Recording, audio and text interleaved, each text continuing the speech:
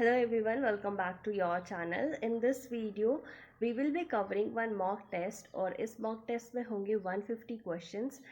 Video बड़ी होने की वजह से ये हमने दो पार्ट में डिवाइड करी है. इस वीडियो में होगा आपका biology portion and English portion. जो नेक्स्ट वीडियो होगी उसमें जीके पोर्शन कवर होगा. Before starting the video I would like to thank Priya का last year MNS examination clear हो गया था. मेडिकल आउट थी वो. एमएनएस प्रिपरेशन अभी नहीं कर रही है क्योंकि मेडिकल आउट हो चुके हैं वो, और वो चीज़ क्योरेबल नहीं है. पर फिर भी मेरे कोल्ड एंड कफ की वजह से वीडियो पोस्टपोन ना हो, इसलिए उसने ट्राई करा कि वो हेल्प करे.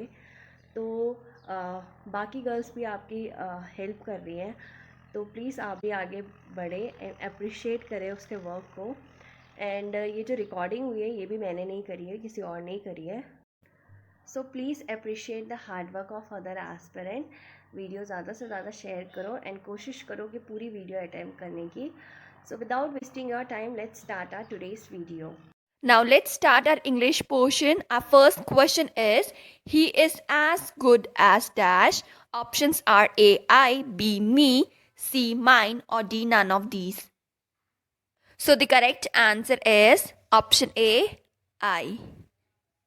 So आपको ये पता होना चाहिए इस क्वेश्चन को सॉल्व करने के लिए कि नॉमिनेटिव केस क्या होता है. नॉमिनेटिव केस प्रोनाउन क्या होते हैं. So उसमें आते हैं हमारे I, she, they, we, he, it and you. ठीक है, ये सब हमारे नॉमिनेटिव केस प्रोनाउन के अंदर आते हैं. ठीक है, and if in the question there is a comparison between two nominative cases. ठीक है, इसका मतलब क्या है कि अगर क्वेश्चन में नॉमिनेटिव केसेस के बीच में कोई कंपैरिजन हो, जैसे कि यहाँ पे ही है, जैसे कि आप यहाँ पे देख सकते हैं ही है. ही क्या है, एक नॉमिनेटिव केस प्रोनाउन है, और इसके साथ क्या आना चाहिए, एक नॉमिनेटिव केस प्रोनाउन. तो आई, मी और माइन में से कौन सा नॉमिनेटिव केस प्रोनाउन है. अभी मैंने आपको बताया था आई है, इसीलिए यहाँ पे आंसर क्या होगा, आई होगा. ठीक है, if there is a comparison between two nominative cases, तो प्रोनाउन क्या आने वाला है, एज एंड देन के बाद एक नॉमिनेटिव केस प्रोनाउन आना है. जैसे कि यहाँ पे ही है, ही क्या है, एक नॉमिनेटिव केस प्रोनाउन, और एस के बाद क्या आना चाहिए, एक नॉमिनेटिव केस प्रोनाउन, क्योंकि यहाँ पे कंपैरिजन हो रहा है, तो इसीलिए यहाँ पे आई आया. ठीक है, question is find the antonym of the given word aberration. Options are as follow. The correct answer is option D, normality. So aberration का मतलब क्या होता है, सबसे पहले ये आपको पता होना चाहिए. एबेरेशन का मतलब होता है something which is not common. Not common.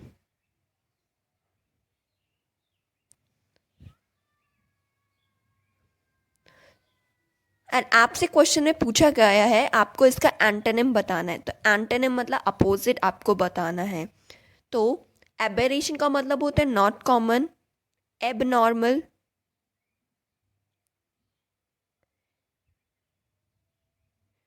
ठीक है.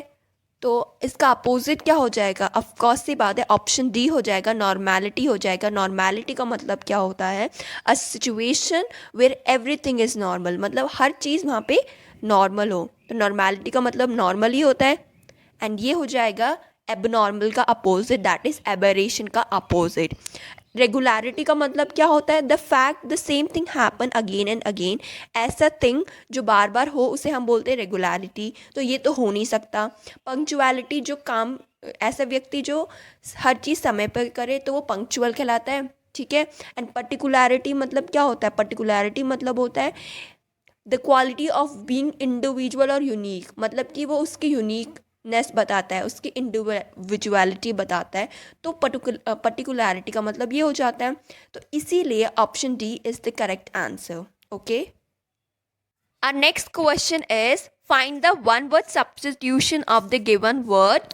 Place of burial. Options are as follow: A, cave, B, church, C, synagogue, or D, cemetery. The correct answer is option D, cemetery.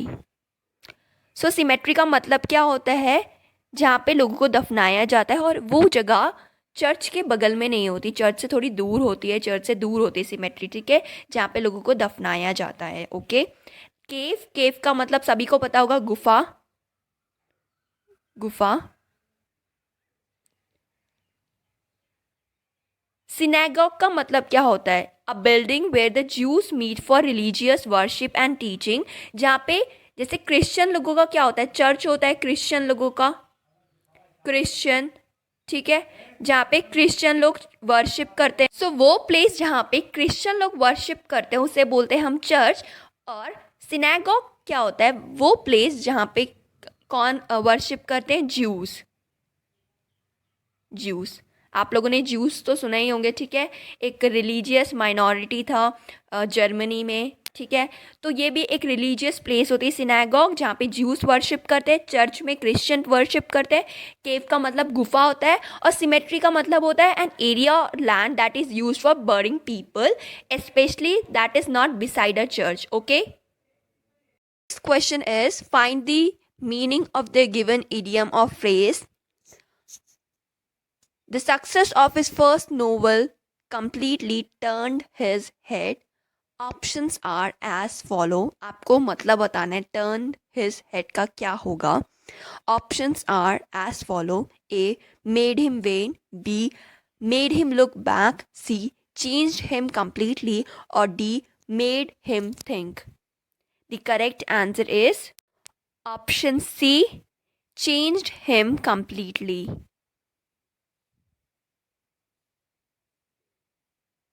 Turn his head का मतलब होता है to make a person feel too proud in a way that other people find annoying, ठीक है। और next question is find the correctly spelled word. Options are as follow. The correct spelling is option B, manoeuvre, ठीक है। सो vacuum की spelling क्या होती है? ये गलत है, करेक्ट स्पेलिंग है VACUUM, वैक्यूम। रिलक्टेंट की स्पेलिंग होती है RELUCTANT, रिलक्टेंट। एंड ब्यूरोक्रेसी की स्पेलिंग होती है BUREAUCRACY,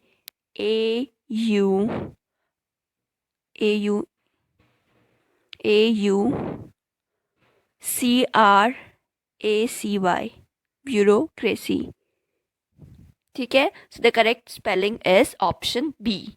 Our next question is find the correctly spelled word. Options are as follow. The correct answer is option A, receive. Our next question is find the synonym of the given word surmount. Options are A, discount, B, surround, C, overcome, and D, capture. The correct answer is option C, overcome.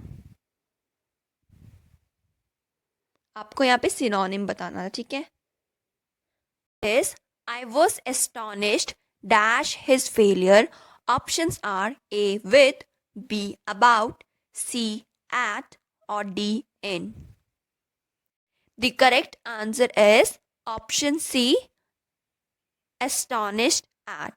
Astonished का मतलब होता है अचंभित होना, अचंभित होना।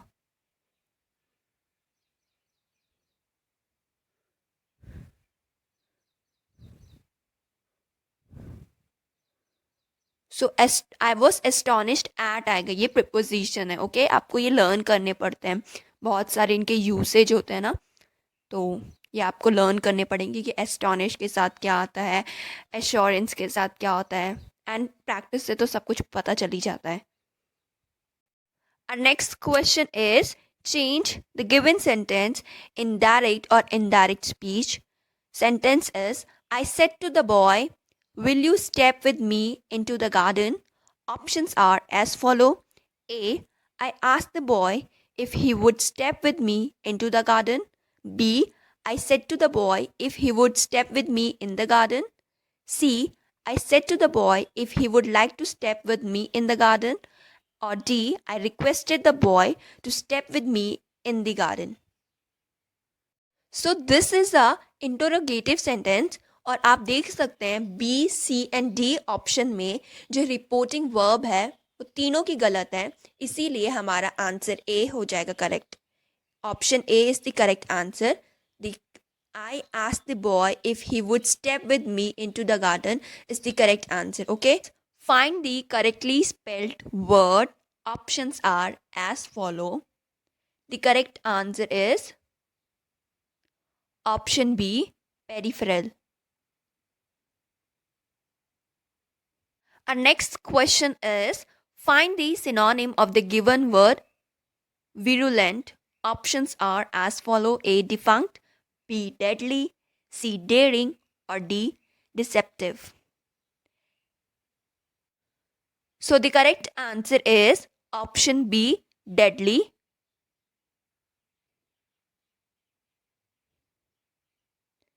Deadly. So virulent का मतलब क्या होता है? सबसे पहले इसका मतलब होता है एक्सट्रीमली डेंजरस और harmful and quick to have an effect. Deadly का मतलब होता है likely to cause death. Defunct का मतलब होता है नो लॉन्गर एग्जिस्टिंग. डेयरिंग का मतलब होता है ब्रेव. डिसेप्टिव का मतलब होता है धोखा देना, likely to make you believe something that is not true, मतलब धोखा देना. धोखा देना. डेयरिंग का मतलब होता है ब्रेव. डेडली का मतलब होता है कॉजिंग डेथ, मतलब लाइकली टू कॉज डेथ. ठीक है. डिफंक्ट का मतलब होता है नो लॉन्गर एग्जिस्टिंग. एग्जिस्टिंग.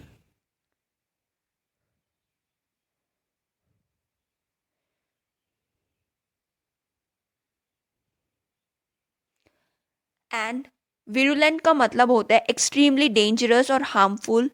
ठीक है. Our next question is find the antonym of the given word gloomy. Options are as follow. A, radiant. B, fragrant. C, melodious. Or D, illusory. The correct answer is, यहाँ पे आपको antonym बताना है, opposite बताना है. ठीक है. सो सबसे पहले ग्लूमी का मतलब क्या होता है? ग्लूमी का मतलब होता है उदास और निराश. ठीक है, मतलब सैड. ओके. रेडियंट का मतलब होता है, रेडियंट का मतलब होता है showing great happiness. Great happiness.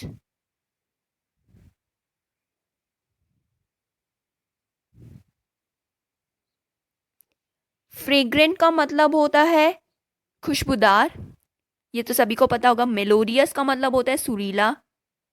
सुरीला. इल्यूजरी का मतलब होता है, देखो ये वर्ड इल्यूजन से लिया गया है. इल्यूजन क्या होता है? Not real, right. Not real. तो आप ही बताओ उदास का अपोजिट क्या होगा? सैड का अपोजिट क्या होता है? हैप्पी. तो उदास का क्या होगा? Showing great happiness. इसका मतलब क्या हो जाएगा? करेक्ट आंसर हो जाएगा ए, रेडियंट. ठीक है. So the correct answer is option A,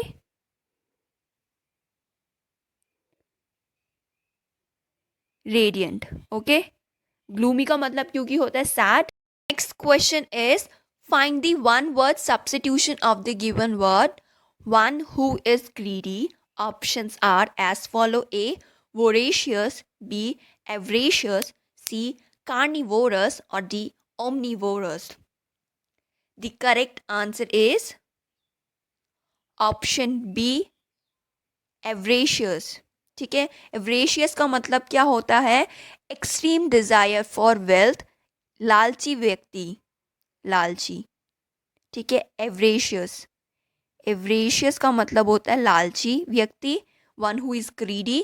voracious का मतलब होता है एक भुक्कड़ व्यक्ति मतलब जिसको खाने का बहुत शौक हो उसे हम वोरेशियस बोलते हैं। पेटू वाले, पेटू राम जैसे व्यक्ति को, ठीक है। कार्निवोरस मतलब क्या होता है? एनिमल दैट ईट मीट, जो मीट खाते हैं। एंड ओमनीवोरस लाइक ह्यूमन, जो प्लांट भी खाते हैं एंड मीट भी, प्लांट प्लस मीट, ठीक है। So one who is greedy is known as option B, avaricious, okay? And voracious means a person who eats a lot or who want lot of food is known as voracious, bhukkada, ठीक है। Our next question is find the idiom phrase of the given word। आपको इसमें जो idiom phrase highlighted है उसका आपको meaning बताना है। So the question is the foolish young man so soon made ducks and drakes of the vast property his father left him। Options are as follow: A, squandered; B, distributed; C, spent; and D, gave in charity। So the correct answer is option A, squandered। So made ducks and drakes का मतलब होता है to waste money, ठीक है। तो made ducks and race का मतलब होता है समय और पैसे का बर्बाद कर देना। जनरली हम इसको पैसे के लिए यूज़ करते हैं। डक्स एंड रेक्स जो इडियम है हम ज़्यादातर मनी के लिए यूज़ करते हैं। इसका मतलब होता है to waste money. Our next question is find the synonym of the given word accused। Options are as follow: A, indicated; B, indicted; C, induced; and D, instigated। So the correct answer is option B, indicted। Our next question is find the antonym of the given word illicit। Options are A, liberal; B, intelligent; C, lawful; and D, clear। The correct answer is option C, lawful। illicit का मतलब क्या होता है? illicit का मतलब होता है not allowed by law, not allowed by law,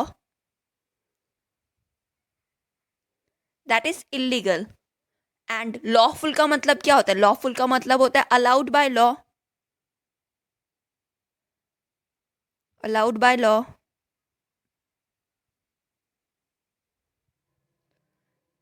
so illicit का अपोजिट हो जाएगा lawful, okay. Our next question is find the meaning of the given idiom and phrase। Question is a few days before his death he made a clean breast of everything। Options are A, confessed; B, took off his shirt; C, suffered; और D, spoke ill। इसमें आपको made a clean breast of का मतलब बताना है। The correct answer is option A, confessed। Made a clean breast of का मतलब होता है to confess specially something bad और इलीगल। हिंदी में से बोलते हैं सच कबूल लेना, ठीक है। Our next question is find the synonym of the given word censure। Options are A, criticize; B, warn; C, advise; or D, evaluate। The correct answer is option A, criticise. Censure का मतलब होता है criticise करना। Our next question is find the meaning of the given idiom he has too many irons in the fire। आपको इसमें too many irons in the fire का मतलब बताना है। Options are A, engaged in too many enterprises at the same time; B, has several problems; C, has many ideas in his head; D, has a fire burning constantly in his house। The correct answer is option A, engaged in too many enterprises at the same time। Too many irons in the fire का मतलब होता है to be involve in many activities at the same time, बहुत सारे कार्यों में involve रहना एक समय पर, इसका मतलब होता है. Our next question is based on direct and indirect speech. The question is, Nandita said to Nitin, can you solve this sum? Options are A. Nandita asked Nitin if could he solve this sum. B. Nandita asked Nitin if could he solve that sum. C. Nandita asked Nitin if he could solve this sum. D. Nandita asked Nitin if he could solve that sum. सो आपको पता होगा कि जब भी हम direct से indirect speech में change करते हैं तो हमें मॉडल्स को भी चेंज करना पड़ता है. जैसे कि यहाँ पे आपको देख सकते हैं कि कैन एक मॉडल है, तो उसको हमें किस में चेंज करना पड़ेगा, कुड में. कैन को कुड में, विल को वुड में, मे को माइट में, शैल को शुड में, है ना. और दिस, ये आपको क्या बता रहे, प्लेस के बारे में बता रहे, तो दिस को किस में चेंज करना पड़ेगा, दैट में. ठीक है, ये पता होना चाहिए. ये सेंटेंस किस में है, इंटरोगेटिव सेंटेंस है. इंटरोगेटिव सेंटेंस मतलब एक क्वेश्चन पूछ रहा है ये सेंटेंस आपसे, तो इसको आपको सेट की जगह आपको आस्क्ड यूज करना पड़ेगा रिपोर्टिंग वर्ब में. ठीक है, तो according to the option the correct answer is option D. Nandita asked Nitin if he could solve that sum. आप देख सकते हैं यहाँ पे कैन की जगह कुड आ गया एंड दिस की जगह दैट आ गया. ठीक है, और नंदिता आस्क्ड तो है ही, तो ये this is the correct answer. Our next question is based on active passive voice. Question is, I cannot accept your offer. Options are A. Your offer cannot be accepted by me. B. I cannot be accepted by your offer. C. The offer cannot be accepted by me. D.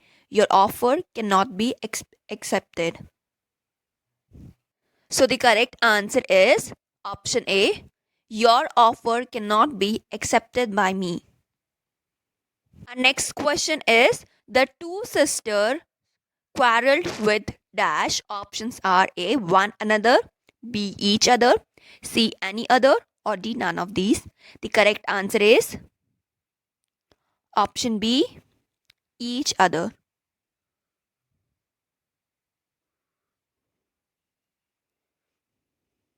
Our next question is, she did not buy dash of the three books. Options are A. any, B. either, C. none, और D. none of these. C. हम either कब use करते हैं, either हम तब use करते हैं जब हमें चॉइस करना हो between two. Choice between two, ठीक है, दो चीज़ों के बीच में अगर हमें चॉइस करना पड़े तब हम ईदर यूज़ करते हैं. और एनी हम कब यूज़ करते हैं, एनी हम तब यूज़ करते हैं जब हमें चूज़ करना हो between many things, many things और पर्सन्स. ठीक है, तो इसीलिए the correct answer is she did not by dash of the three books. देखो, दो से ज़्यादा चॉइसेस हैं, तो दो से ज़्यादा के बीच में अगर हमें चॉइस करना पड़े तब आंसर होता है हमारा ए. एनी हम तब यूज़ करते हैं. ठीक है. Our next question is based on active passive voice. Question is, one should avoid honking the horn unnecessarily. Options are A. Unnecessary honking of horn ought to be avoided. B. Unnecessary honking of horn can be avoided. C. Unnecessary honking of horn should be avoided. D. Unnecessary honking of horn must be avoided. The correct answer is option C. Unnecessary honking of horn should be avoided. This is the correct answer. Our next question is, Eiffel Tower is dash than Qutub Minar. Options are A. taller, B. tall, C. tallest, or D. more tall. The correct answer is option A. Taller. C यहाँ पे आपको question में आप देख सकते हैं कि यहाँ पे कंपैरिजन हो रहा है आईफिल टावर का कुतुब मीनार के साथ। तो जब भी कंपैरिजन होता है तब हम कंपैरेटिव डिग्री यूज़ करते हैं, like taller, bolder, higher, thinner, hotter. ठीक है, आपको पता होगा कि एडजेक्टिव की हमारी 3 डिग्रियाँ होती हैं। ठीक है, कौन कौन सी होती है? पॉजिटिव, सबसे पहले पॉजिटिव जिसमें कोई कंपैरिजन नहीं होता है। ठीक है, जैसे कि उसमें बताते हैं किसी पर्सन की क्वालिटी के बारे में और या किसी थिंग की क्वालिटी के बारे में, उसमें कोई कंपैरिजन नहीं होता है। जैसे कि he is a good boy.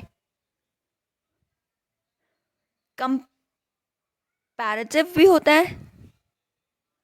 Comparative में क्या होता है? कंपैरिजन होता है, जैसे कि इस क्वेश्चन में पूछा गया है।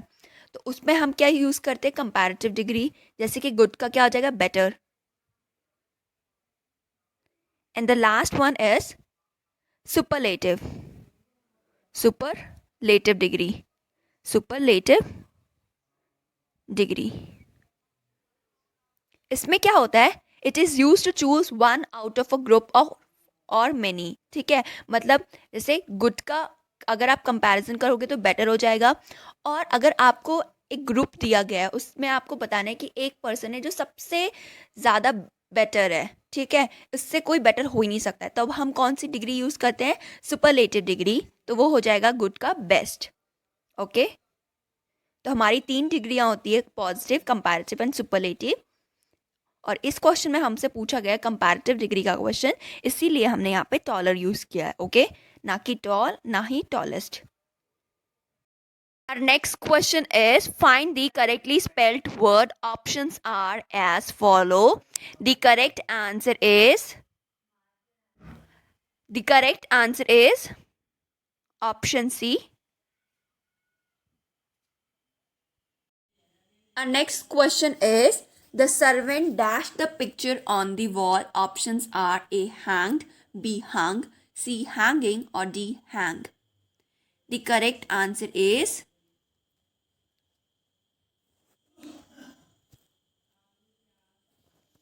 option B hung.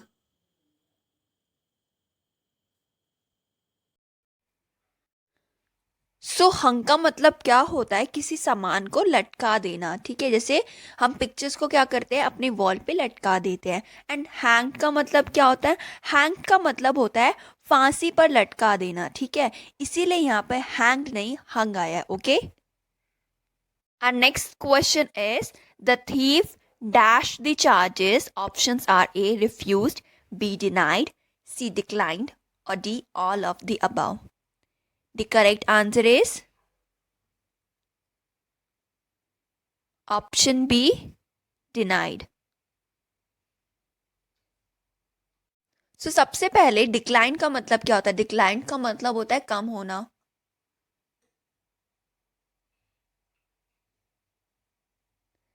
रिफ्यूज्ड का मतलब क्या होता है? मना करना।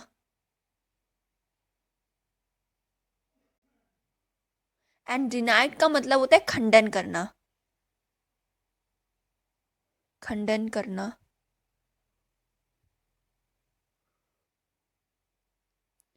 सो डिनाइड का मतलब होता है खंडन करना। रिफ्यूज और डिनाइड में बस थोड़ा सा इतना इतना फर्क है कि डिनाइड हम एक पॉलिटिकल वे में करते हैं। ठीक है, मतलब क्या होता है? To state that something is not true, to refuse to admit और एक्सेप्ट समथिंग। जैसे कि in court he denied all the charges. तो ये हम लोग केस से रिलेटेड बात के लिए करते हैं, जिसमें हम प्रूफ देते हैं, डिनाई करते हैं उस बात को। ठीक है, डिनाइड का सिनोनिम एक तरह से रिफ्यूट भी हो सकता है। इसमें भी हम क्या करते हैं? विद प्रूफ अपने आप की अपनी बात को रखते हैं कि जो ये बात कही गई है ये गलत है। ठीक है, तो डिनाई का मतलब होता है एक तरह से आप अपने जो भी चार्ज आप पे लगाया गया है उसको आप मना कर रहे हैं, उसको आप खंडन कर रहे हैं सबूत दिखाकर। एंड रिफ्यूज का मतलब क्या होता है? नॉर्मल मना करना। ठीक है, इसमें कोई भी आपका कोर्ट से रिलेटेड कोई भी बात नहीं है इसमें। एंड डिक्लाइन का मतलब होता है कम होना। Okay, our next question is based on spotting the error. Waste material should be recycled if possible. आपको बताना है A, B या सी पार्ट में से कहाँ पे एरर है, और अगर एरर नहीं है तो आप डी पे क्लिक करेंगे, ठीक है। So the correct answer is option B. यहाँ पे क्या मिस्टेक है, यहाँ पे शुड बी के बाद रिसाइकल्ड आना चाहिए था। शुड बी के बाद वर्ब का थर्ड फॉर्म आता है, तो यहाँ पे रिसाइकल के जगह आना चाहिए था recycled. Okay, our next question is also based on spotting the error. Question is, I need not to come tomorrow. आपको बताना है ए, बी या सी पार्ट में से कहाँ पे एरर है, और अगर एरर नहीं है तो आप डी पार्ट में क्लिक करेंगे। Okay, so the correct answer is option B, मतलब इस पार्ट में एरर है। सो यहाँ पे एरर क्या है ये बता देती हूँ। यहाँ पे टू नहीं आना चाहिए था। ऐसा क्यों? अगर नीड या फिर डेयर के बाद कोई नेगेटिव सेंटेंस में आ रही है, जैसे नीड के बाद अगर नॉट आ रहा है या नो आ रहा है, ठीक है, नीड या डेयर के बाद अगर नॉट या नो आ रहा है तो आप क्या यूज़ करेंगे, उसके बाद आप V1 फॉर्म यूज़ करेंगे, ठीक है। उसके बाद टू नहीं यूज़ करते, it's a kind of rule. Okay, तो यहाँ पे क्या होगा, I need not come tomorrow, यहाँ पे टू नहीं आएगा। Our next question is based on filling the blanks. Question is, owing to the heavy rains, the ship dashed in the middle of the ocean. Options are A, drowned, B, sink, C, sank और D, drown. So आपको पता होगा कि sink जो है वो किसके लिए यूज़ करते हैं हम। Sink is use for non living things, जब वो डूबते हैं। नॉन लिविंग थिंग्स के डूबने के लिए हम यूज़ करते हैं सिंक, ठीक है। और ड्राउन हम यूज़ करते हैं लिविंग के लिए। ड्राउन हम यूज़ करते हैं लिविंग के डूबने के लिए, लिविंग के डूबना।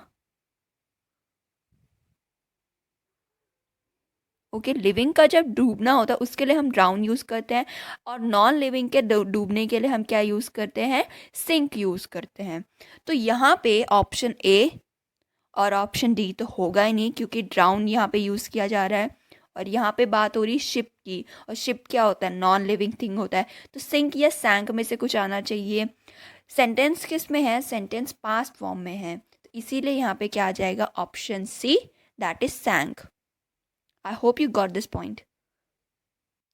Our next question is, she would dash a plate every day when she came to Delhi last month. Options are A, broke, B, half broke, C, break or D, broken. So the correct answer is option C, break. Break क्यों आया, क्योंकि models के बाद हमेशा verb का first form आता है, तो ब्रेक है हमारा वर्ब का फर्स्ट फॉर्म, इसीलिए यहाँ पे ऑप्शन सी करेक्ट आंसर है। Our next question is, the thief dash arrest. Options are A, elude, B, elude, C, eluded, D, eluded. So the correct answer is option D, that is eluded. So allude का मतलब क्या होता है, सबसे पहले आपको ये पता होना चाहिए। अल्यूड का मतलब होता है कि संदर्भ में उल्लेख करना, लाइक इशारों से बताना, ठीक है। अल्यूड का मतलब ये होता है। इल्यूड का मतलब क्या होता है, इसका मतलब होता है से बचना, किसी चीज़ से बचना, ठीक है। तो यहाँ पे आपको पता है इल्यूड या फिर इल्यूडेड में से कोई आएगा, बी या डी में से कुछ होगा, बट जो क्वेश्चन है वो हमारा पास्ट फॉर्म है, इसीलिए हमारा ऑप्शन डी क्या है, आंसर बन गया। Our next question is based on spotting the error. Question is, the government cannot be able to contain encephalitis by spending just 1% of GDP on health sector. आपको बताना है फर्स्ट, सेकेंड या third part में से कहाँ पे error है, और आप फोर्थ पार्ट में तब क्लिक करेंगे जब कोई भी एरर नहीं होगा, ठीक है। So the correct answer is option 2, ऐसा क्यों हुआ? क्योंकि कैन नॉट का मतलब क्या होता है? ये एबिलिटी शो करता है, ठीक है। कैन नॉट का मतलब होता है it shows ability, and able to का मतलब भी होता है एबिलिटी। तो एक ही सेंटेंस में दो दो बार अगर आप एबिलिटी का यूज करोगे तो सेंटेंस क्या हो जाएगा? सुपरफ्लुअस हो जाएगा। इसीलिए हमने फर्स्ट पार्ट में अगर कैन नॉट यूज कर लिया है तो सेकेंड पार्ट में हम नहीं करेंगे। Okay, I hope you get that point. Question में पूछा क्या गया है, आपको एरर बताना है, ठीक है। तो सेकेंड पार्ट में एरर है, और एक सेंटेंस में हम दो दो बार एबिलिटी को शो नहीं कर सकते हैं। उससे क्या हो जाएगा? सेंटेंस हो जाएगा सुपरफ्लुअस। इसीलिए हमारा जो सेकंड पार्ट है उसमें एरर है। इधर बी एबल टू ये टू भी है यहाँ तक, ये सारा नहीं होना चाहिए। सेंटेंस होगा the government can not contain encephalitis by spending just 1% of GDP on health sector, ठीक है। और next question is run fast lest you dash miss the train. आपको बताना है यहाँ पे विल, वुड, शैल, शुड में से क्या आएगा। So the correct answer is option 4 should. So lest के बाद हम जनरली क्या यूज करते हैं? शुड यूज करते हैं। ओके, तो it is a kind of rule, you can learn it that after lest you need to use should. Okay, and अगर आप इस सेंटेंस को पढ़ते हैं, run fast lest you dash miss the train, तेज भागो वरना तुम क्या कर दोगे? अपने ट्रेन को मिस कर दोगे। तो ये एक कैसा सेंटेंस है? ये एक नेगेटिव सेंटेंस है, ठीक है। और अगर नेगेटिव सेंटेंस है तो लेस्ट के बाद हमेशा क्या आता है? शुड आता है। तो अगर लेस्ट के बाद शुड आ रहा है तो सेंटेंस क्या होगा? नेगेटिव होगा, ठीक है।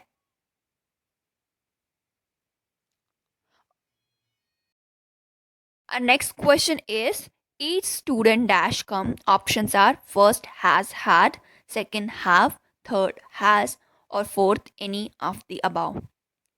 So the correct answer is option 3 has. So each हो गया, आपका every हो गया, आपका everyone हो गया, everyone, somebody, someone,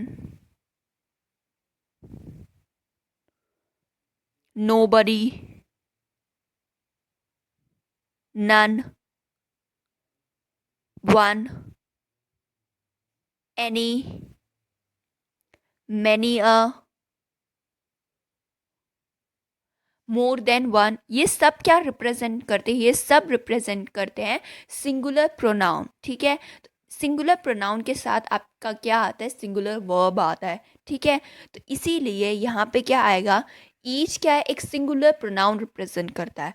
singular pronoun के साथ आपका क्या आता है? सिंगुलर वर्ब आता है। और सिंगुलर वर्ब क्या है? इनमें से आपका हैज़ है, ठीक है। तो इसीलिए आपका जो करेक्ट आंसर है वो क्या है? Option number 3, that is has. Okay, our next question is the number of aspirants dash 2 lakhs.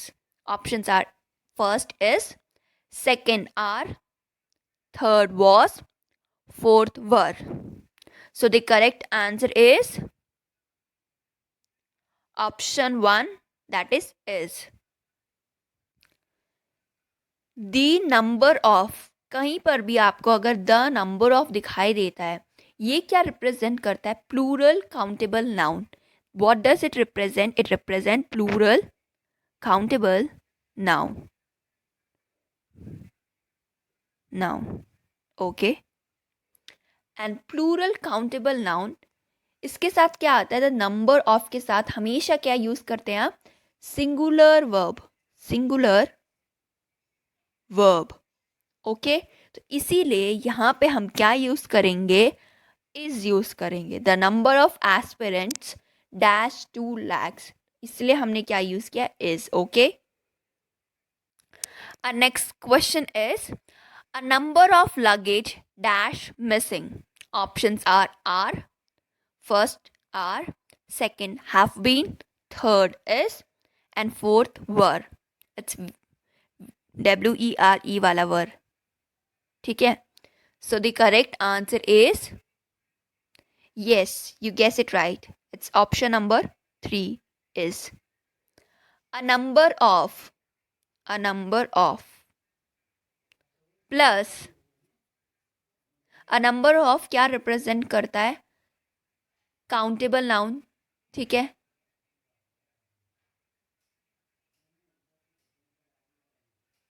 इसलिए इसके बाद आ जाएगा आपका सिंगुलर वर्ब. पर यहीं पर आपका क्या होता, यहीं पर मान लो आपका क्या होता, अ नंबर ऑफ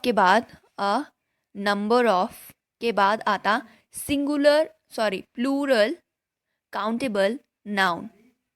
तो उसके बाद आप क्या यूज करते, आप उसके बाद यूज करते plural verb. Let me give you an example.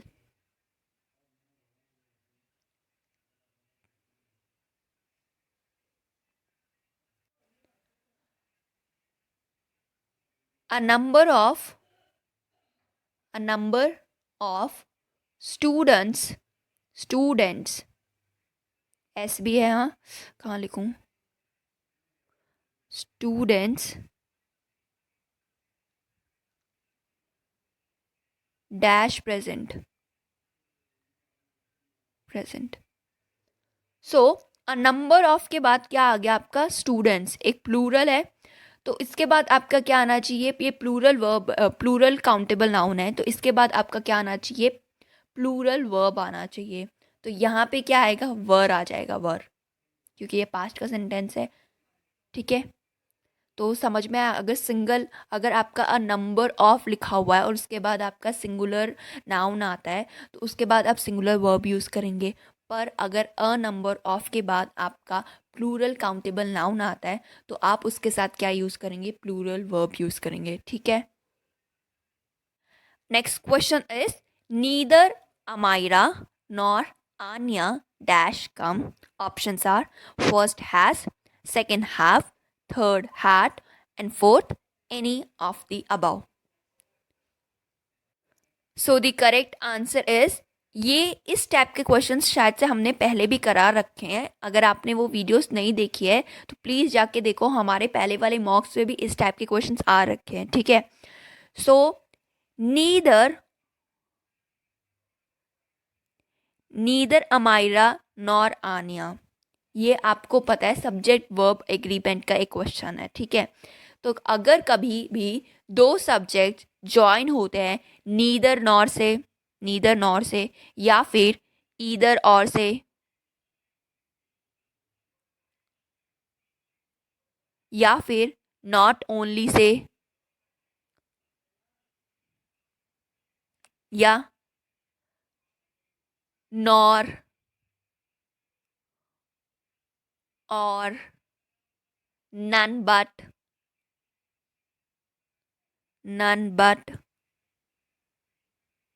तो क्या होता है? अगर आपके सेंटेंस कोई भी दो सब्जेक्ट ज्वाइन होते हैं neither nor, either or, not only but also, nor or none but, इन सब से अगर ज्वाइंट होते हैं तो फिर क्या होता है? जो वर्ब होता है ना, वो किससे एग्री करता है? जो वर्ब होता है ना, वो किससे एग्री करता है? नियरेस्ट सब्जेक्ट से. तो नियरेस्ट सब्जेक्ट आपका क्या है? Anya. And Anya is what? It is a singular noun. तो सिंगुलर नाउन है, तो सिंगुलर नाउन के साथ आप क्या यूज करेंगे? सिंगुलर वर्ब यूज करेंगे.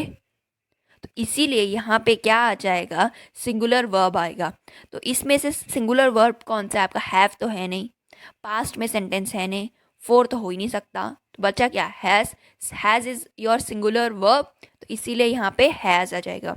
सो let me repeat what I said earlier. If two subjects are joined by neither nor either or, not only but also, nor or none but, the verb will agree with the nearest subject. जैसे कि यहाँ पे Anya is singular noun.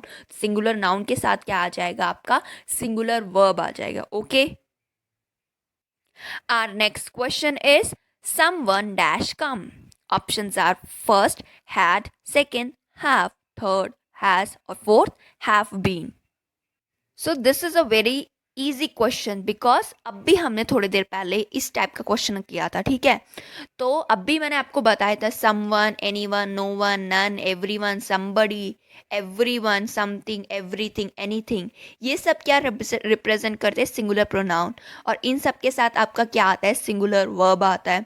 तो someone क्या है? आपका singular pronoun है, इसके साथ आएगा सिंगुलर वर्ब। तो यहाँ पे सिंगुलर वर्ब कौन सा दिख रहा है आपको? ये हैव तो हो नहीं सकता, ये प्लूरल के लिए यूज़ करते हैं, हैव बीन भी नहीं होगा। पास्ट में सेंटेंस नहीं है तो हैड नहीं होगा, बच गया थ्री, हैज़। तो यहाँ पे क्या आ जाएगा? हैज़। समझ में आया? Next question is he died dash cancer. Options are first of, second from, third of, or fourth by. The correct answer is he died of cancer. Option 3 is the correct answer. So अगर die of कोई disease का नाम दिया हो, disease का नाम,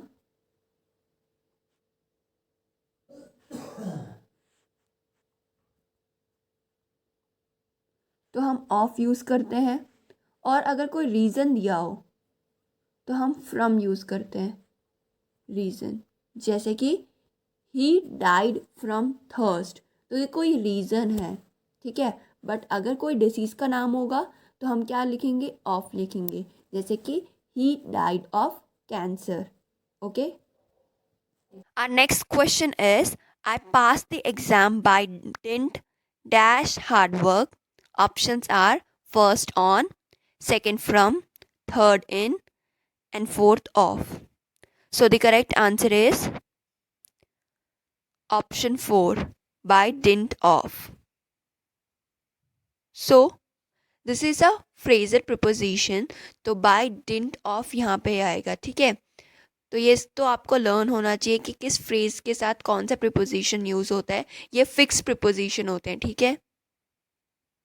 Our next question is nobody denies that my ideas are different dash yours. Options are first than, second of, third from, and fourth by. So the correct answer is option 3, from. So different के साथ कौन सा preposition हम use करते हैं? वो है from.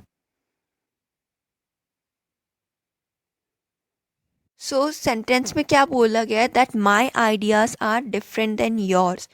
मेरे my ideas are different from yours.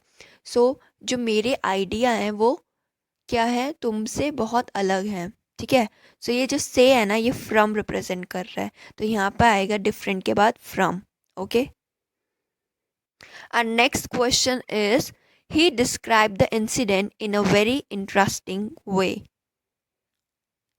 Options are first about, second of, third from, and fourth none of the above. The correct answer is option 4, none of the above. यहाँ पर कोई भी preposition नहीं आएगा। सो describe के बाद कोई भी प्रपोजिशन नहीं आता है, ठीक है। And next question is the Earth's atmosphere comprises of 3 layers. आपको बताना है कि एरर किस पार्ट में है। So the correct answer is option 2। इधर कंप्राइसेस ऑफ नहीं, सिर्फ कंप्राइसेस होना चाहिए, ठीक है। जब भी आपका सेंटेंस किस में हो? एक्टिव वॉइस में हो तो comprise is not followed by of. तो आपका जो सेंटेंस जब भी एक्टिव वॉइस में हो, जैसे कि इस सेंटेंस में, तो कंप्राइज के बाद ऑफ नहीं आता है। Our next question is find the correct spelling. Options are as follow. The correct spelling is option 1.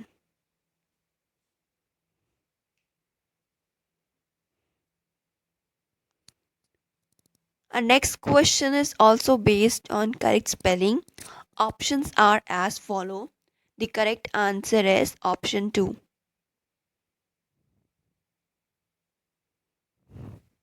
Our next question is when He went to claim insurance for his car. The agent said he hadn't a leg to stand on. Options are as follow: had been injured in an accident, second was lame, third did not have much hope of getting it, fourth would have to wait for some time. The correct answer is option 3, did not have much hope of getting it. Our next question is based on one word substitution. Severely abusive writings in general is known as, options are as follow: first imaginary, second speculative, third scurrilous, and fourth sarcastic. The correct answer is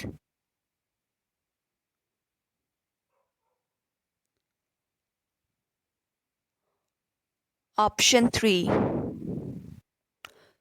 speculative का मतलब क्या होता है? Speculative का मतलब होता है based on guessing या फिर an opinion that have been able to form without knowing all the facts. ठीक है, काल्पनिक बोलते हैं जैसे हिंदी में हम, वो होता है स्पेक्युलेटिव। ठीक है, बेस्ड ऑन गेसिंग, बेस्ड ऑन गेसिंग।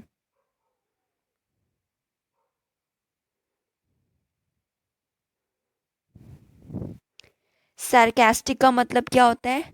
व्यंग्यतम। जैसे व्यंग नहीं करते हम, आयरनी जिसे हम इंग्लिश में बोलते हैं, व्यंग करना, लाइक मजाक उड़ा देते हैं, बट कभी कभी मजाक उड़ा देते हैं बट तारीफ के फॉर्म में, वो आयरनी कहलाता है हमारा। ठीक है, और next question is call upon god for help. Options are as follow. The correct answer is option 2, invocation. Revocation का मतलब क्या होता है? रिवोकेशन का मतलब होता है the act of cancelling a law. किसी कानून को निरस्त करने की क्रिया को हम बोलते हैं रिवोकेशन। ठीक है, और इन्वोकेशन का मतलब होता है call upon god for help. ठीक है, so let's start our science portion. Our first question is, which is the important site of formation of glycoproteins and glycolipids in eukaryotic cells? Options are A, endoplasmic reticulum, B, peroxisomes, C, Golgi bodies, or D, polysomes. So the correct answer is option C, Golgi bodies. Golgi bodies were first time observed in the year 1898. 1898 में सबसे पहली बार इसको observe किया गया था। And ये किसके द्वारा ऑब्जर्व किया था? उस पर्सन का नाम था Camillo Golgi.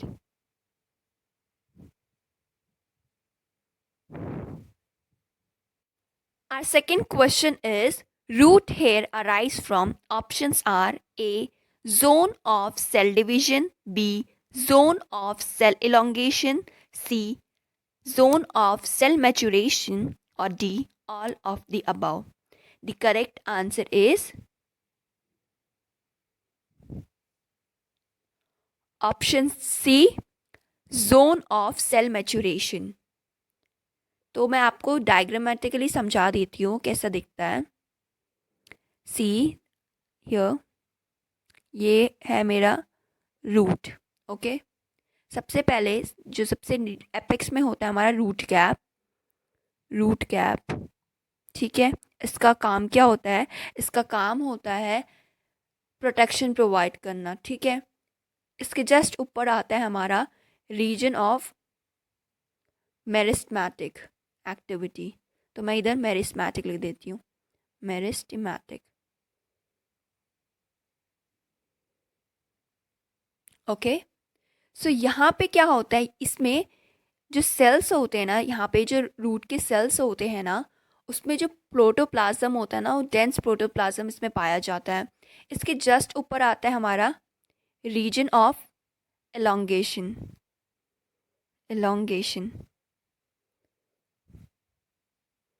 Reason of elongation में क्या होता है, this is the region which is responsible for the growth of root in length. तो ये इलोंगेशन वाला ही रूट की ग्रोथ में हेल्प करता है। सो इसी की वजह से रूट की लेंथ बढ़ती है, ठीक है। एंड जस्ट इसके ऊपर आता है, इलोंगेशन के ऊपर, रीजन ऑफ मैच्योरेशन, जहाँ पे क्या पाया जाता है, हमारे रूट हेयर्स, यहीं पे हमारे ऐसे रूट हेयर्स होंगे, ठीक है, रीजन ऑफ मैच्योरेशन में। और एक और चीज़ आपको जाननी चाहिए कि ये जो रीजन ऑफ मैच्योरेशन होता है ना, इसमें जो सेल्स होते हैं ना वो डिफ्रेंशिएट हो जाते हैं और वो क्या हो जाते हैं, मेच्योर हो जाते हैं। इसीलिए इस रीजन का नाम है रीजन ऑफ मैच्योरेशन। एंड यहीं पे हमारे रूट हेयर्स देखने को मिलते हैं, ठीक है। और रूट हेयर का काम क्या होता है, वाटर को एब्जॉर्ब करना एंड मिनरल्स को एब्जॉर्ब कर लेना सॉइल से, ये हमारा रूट हेयर का फंक्शन होता है। Our next question is, tidal volume and expiratory reserve volume of an athlete is 500 ml and 1000 ml respectively. What will be his expiratory capacity if the residual volume is 1200 ml? Options are A 2700 ml, B 1500 ml, C 1700 ml, or D 2200 ml. So the correct answer is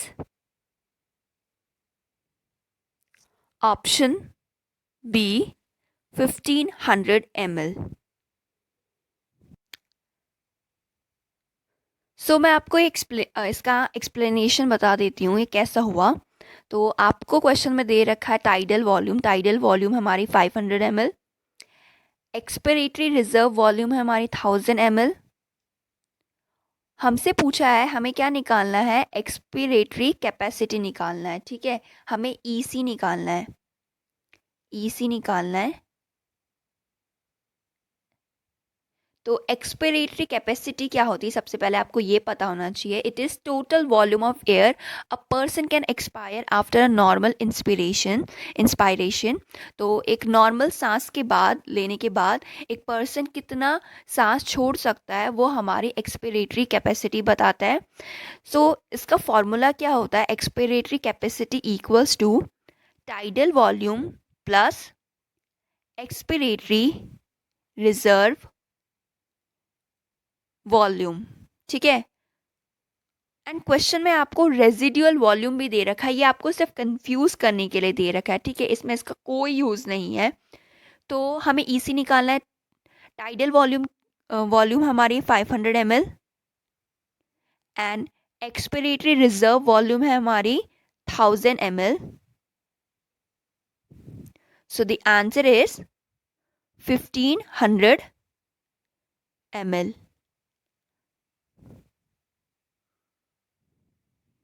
I hope you got this, ठीक है।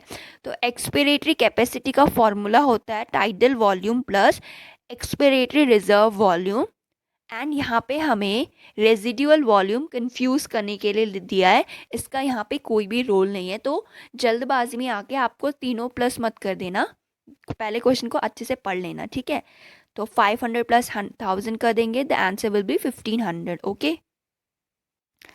Next question is, the best material for study of structure of cell membrane is, options are A RBC of human, B RBC of frog, C cheek cell of human, or D liver cell of rat. So the correct answer is option A RBC of human. And next question is, cryprotein is obtained from, options are as follow. The correct answer is option A Bacillus thuringiensis.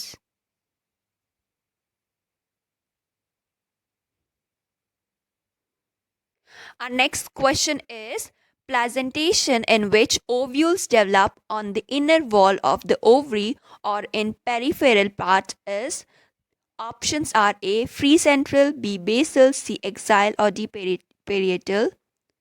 So the correct answer is option D. So presentation का मतलब क्या होता है? Presentation का मतलब होता है arrangement of ovules with in ovary. तो ओव्यूल का अरेंजमेंट कैसा होता है ओवरी के अंदर, उसको हम बोलते हैं प्रेजेंटेशन। एंड पेरियटल कैसा दिखता है उसके मैं आपको डायग्राम बना के दिखा देती हूँ। ये रही हमारी ओवरी एंड ये रहे हमारे ओव्यूल्स। तो आप देख सकते हैं जो ओव्यूल्स हैं हमारे पेरीफेरी में है। पेरीफेरी मतलब बाउंड्री में है, ठीक है। ये हमारी ओवरी और ये रहे हमारे ओव्यूल्स, ये रहे हमारे ओव्यूल्स। ओके, इसके एग्जाम्पल क्या हो जाएंगे? इसके एग्जाम्पल हो जाएंगे पेरियटल प्रेजेंटेशन के मस्टर्ड। मस्टर्ड में देखने को मिलता है ऐसा arrangement, and argemone.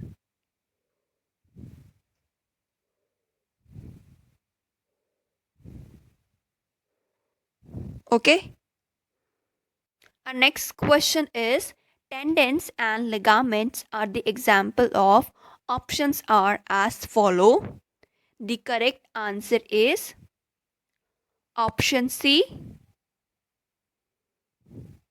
dense regular connective tissue.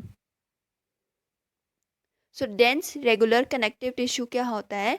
उसमें हमारे जो कोलाजन फाइबर्स होते हैं वो कैसे अरेंज होते हैं? पैरेलली अरेंज्ड होते हैं, पैरेलल बंडल्स में अरेंज्ड होते हैं, ठीक है।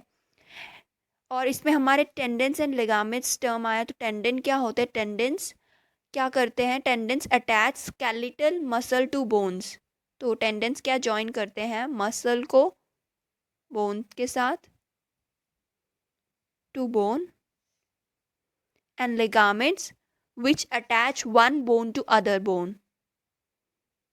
बोन को बोन के साथ जॉइन करते हैं। ये एक टाइप की टिश्यू है, ठीक है, टेंडेंस एंड लिगामेंट। और वो किस टाइप की टिश्यू है? डेंस रेगुलर कनेक्टिव टिश्यू, जो क्या करते हैं? जॉइन करते हैं। मसल से बोन को कौन जॉइन करता है? टेंडन। एंड बोन से बोन को कौन कौन सा टिश्यू जॉइन करता है? लिगामेंट्स, ठीक है। Our next question is the innermost layer of the digestive tract is. Options are A. Serosa, B. Mucosa, C. Submucosa, or D. Lumen. So the correct answer is option B. Mucosa. Mucosa क्या होती है? Digestive tract की inner most layer होती है। सबसे पहले आता है हमारा म्यूकोसा, ठीक है, फर्स्ट म्यूकोसा, सेकंड सब म्यूकोसा,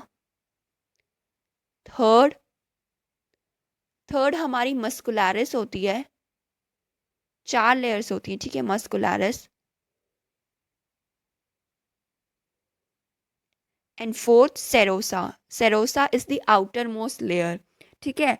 तो डाइजेस्टिव ट्रैक्ट की हमारी 4 मेजर लेयर्स होती हैं। सबसे अंदर वाली म्यूकोसा, देन सब म्यूकोसा, उसके बाद मस्कुलरिस, एंड लास्ट में जो आउटर मोस्ट लेयर होती है वो होती है हमारी सेरोसा, ठीक है।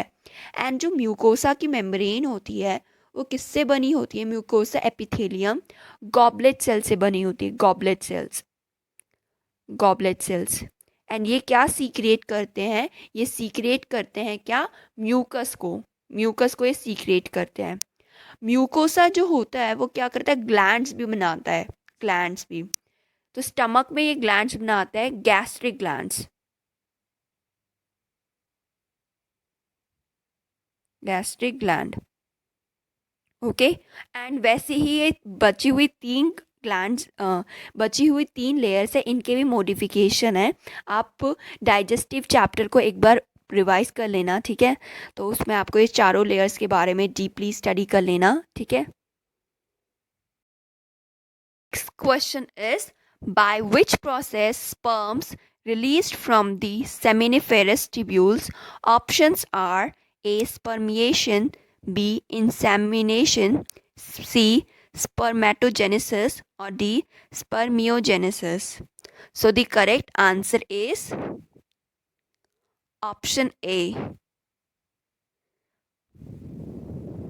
Our next question is The ovary is half inferior in options are A. Brinjal, B. Mustard, C. Sunflower or D. Plum. So the correct answer is option D. Plum. तो हमारी जो ओवरी हाफ इंफीरियर किस में होती है, ये हमारे perigynous flowers में होती है, perigynous.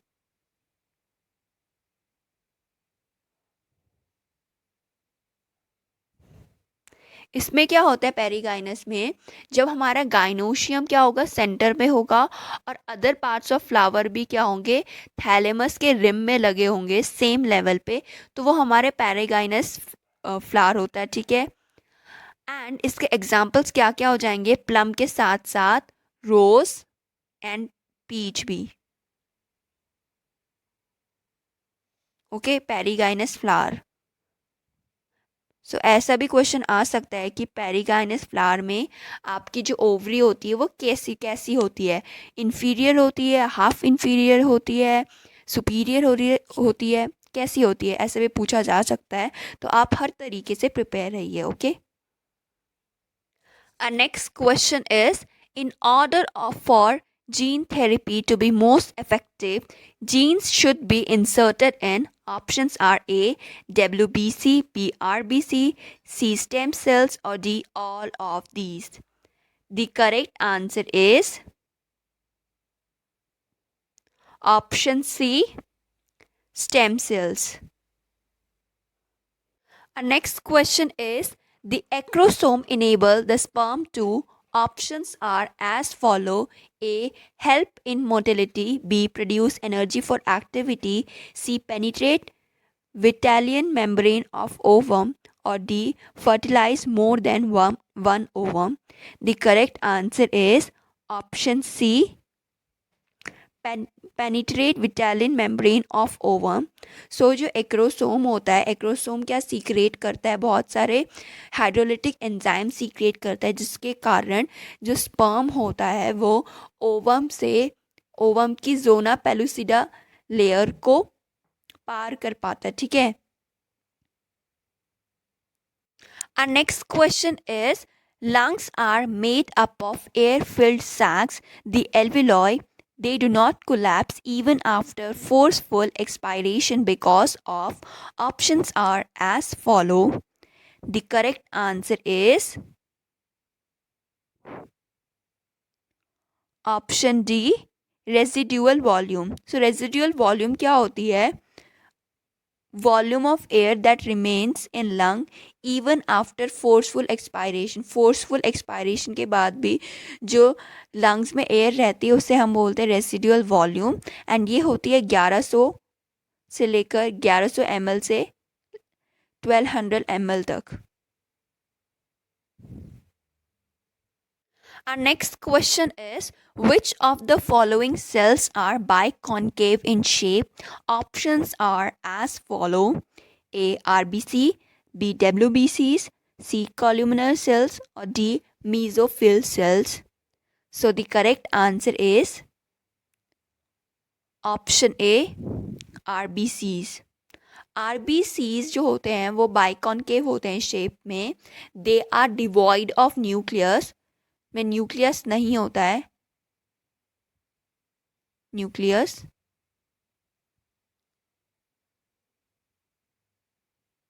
They are formed in red bone marrow, red bone marrow in adults. Adults में ये कहाँ पे प्रोड्यूस होते हैं, रेड बोन मैरो में।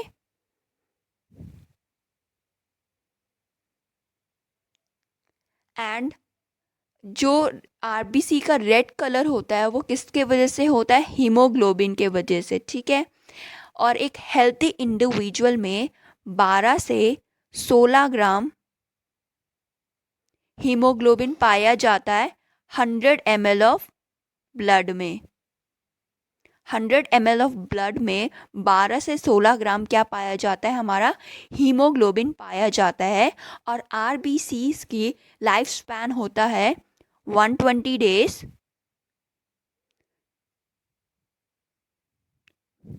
120 डेज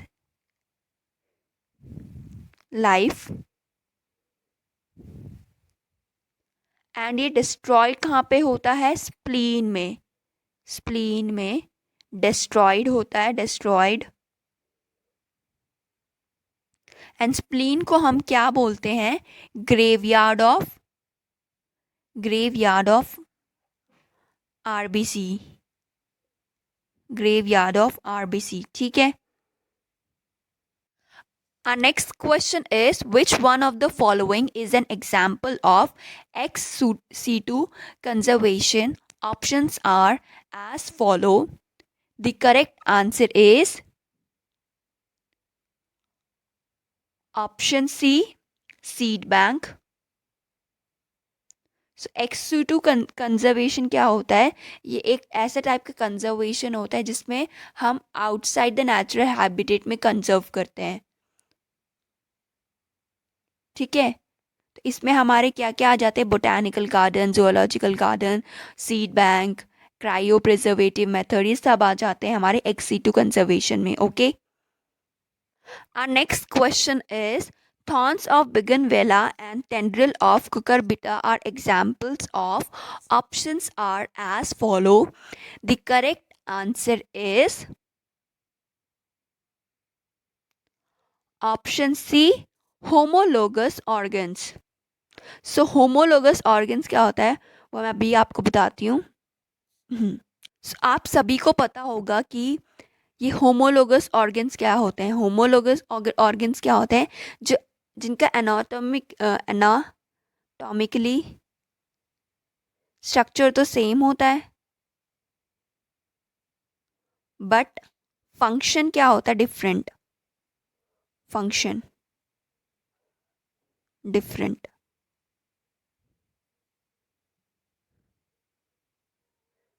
ठीक है।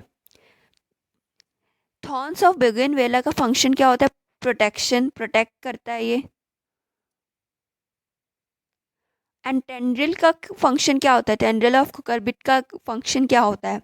ये क्लाइंबर की तरह वर्क करता है, क्लाइंब में सपोर्ट करता है, ठीक है। ये एनाटॉमिकली तो सेम होते हैं बट इनके फंक्शंस क्या होते हैं? डिफरेंट होते हैं। और ऐसे ही ऑर्गन्स को हम बोलते हैं होमोलोगस ऑर्गन्स, ठीक है। और बोगनवेला का फंक्शन क्या होता है? प्रोटेक्शन प्रोवाइड करना, थॉर्न्स ऑफ बोगनवेला का। एंड टेंड्रल्स ऑफ कुकुरबिट का काम क्या होता है? क्लाइंबर की तरह वर्क करना, क्लाइंबिंग में सपोर्ट करना, सपोर्ट करना इनका फंक्शन होता है, ठीक है। तो इनके फंक्शंस क्या हैं? कंप्लीटली डिफरेंट है। Our next question is, Hardy-Weinberg equilibrium is based on which of the following equations? Options are as follow. The correct answer is option D. So ये लिखा क्या हुआ है मैं यहाँ पे लिख देती हूँ, p² plus 2pq plus q² equals to 1. This is Hardy-Weinberg equilibrium, okay. Our next question is, in clean water the concentration of. Options are A, BOD is low but DO is high. इधर ये DO बता रहा है dissolved oxygen, ठीक है। B, both BOD and DO are high. C, BOD is high but DO is low. D, both BOD and DO are low. So the correct answer is option A, BOD is low but DO is high. So BOD क्या होता है? BOD क्या होता है? Biochemical oxygen demand इसका full form है। और ये it is the amount of oxygen which is required by micro organism to break down organic matter. तो ये उतना अमाउंट ऑफ ऑक्सीजन होता है जो कि और माइक्रो ऑर्गेनिज्म यूज़ करते हैं ऑर्गेनिक मैटर को ब्रेक डाउन करने के लिए। तो अगर BOD हमारा हाई होगा तो इसका मतलब क्या होगा? हमारे पास जो डिज़ोल्व्ड ऑक्सीजन होगा वो लो हो जाएगा, ठीक है। क्योंकि ये ज़्यादातर ऑक्सीजन कौन यूज़ कर लेगा? माइक्रो ऑर्गेनिज्म यूज़ कर लेंगे, किसके लिए? ऑर्गेनिक मैटर को ब्रेक डाउन करने के लिए। तो अगर BOD ज़्यादा होगा इसका मतलब हमारा जो वाटर है उसकी प्योरिटी क्या होगी? प्योर प्योरिटी कम होगी। Okay. Our next question is stilt root occurs in options are A. Groundnut, B. Rice, C. Sugarcane, or D. Wheat. So the correct answer is option C. Sugarcane. Stilt root क्या होते हैं? स्टिल्ट root आपको sugar cane और मेज में देखने को मिलते हैं। शुगर केन एंड मेज, ठीक है। तो ये कैसे रूट होते हैं? दीज आर द रूट्स, ये एक तरह से सपोर्टिंग रूट्स होते हैं, सपोर्ट करते हैं। और ये कहाँ से डेवलप होते हैं? लोअर नोड ऑफ स्टेम से डेवलप होते हैं। तो ये सपोर्टिंग रूट होते हैं जो कि लोअर नोड ऑफ स्टेम से डेवलप होते हैं, और ये हमें कहाँ देखने को मिलते हैं? शुगर केन एंड मेज में। Our next question is activation of pro-carboxypeptidase into carboxypeptidase is brought about by options are enterokinase, second endopeptidase, third exopeptidase, or fourth trypsin. So the correct answer is option 4 trypsin. ठीक है। सो ये जो pro कार्बोऑक्सीपेप्टिडेस होता है को activate करके कार्बोऑक्सीपेप्टिडेस में कौन कन्वर्ट करता है? ये ट्रिप्सिन। ट्रिप्सिन इसके लिए रिस्पॉन्सिबल होता है एक्टिवेशन के लिए। तो सबसे पहले आपको ये पता होना चाहिए जो ट्रिप्सोजन होता है, ट्रिप्सिनोजन, उसको कौन एक्टिवेट करता है? एंटीरोकाइनेस। तो ये किसको एक्टिवेट करता है? ट्रिप्सिनोजन को। ट्रिप्सिनोजन को, ठीक है, which is secreted by intestinal mucosa. Trypsinogen को कौन एक्टिवेट करता है? Enterokinase.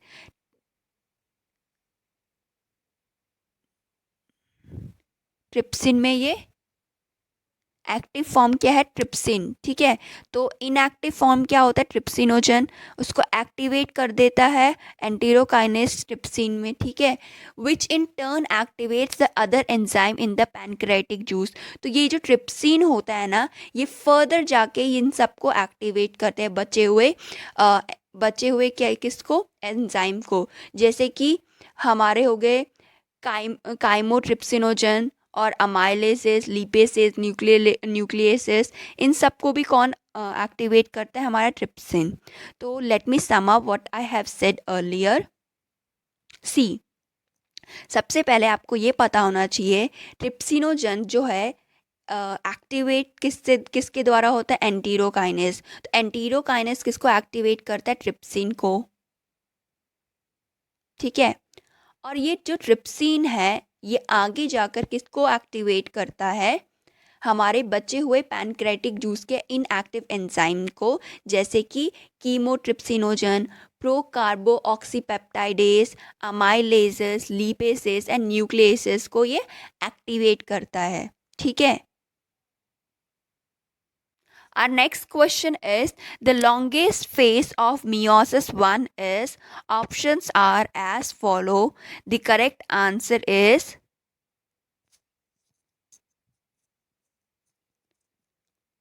option B, prophase 1. Our next question is which of the following is the green expanded part of leaf with vein and veinlets? The correct answer is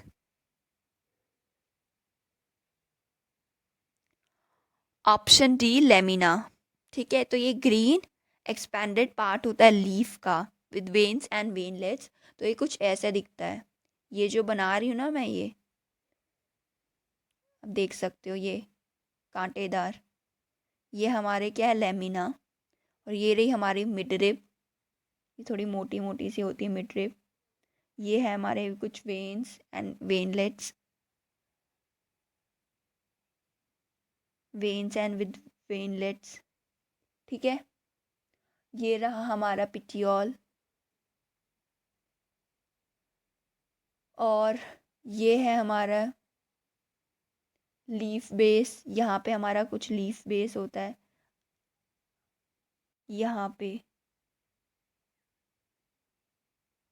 तो यहाँ पे मैं बन नहीं पा रहा है यहाँ पे कुछ, ठीक है, जहाँ पे ये दोनों अटैच होते हैं यहाँ पे हमारा लीफ बेस होता है। ये हमारा पिटियोल है, यहाँ पे एक स्टिप्यूल टाइप स्ट्रक्चर भी होता है, ठीक है।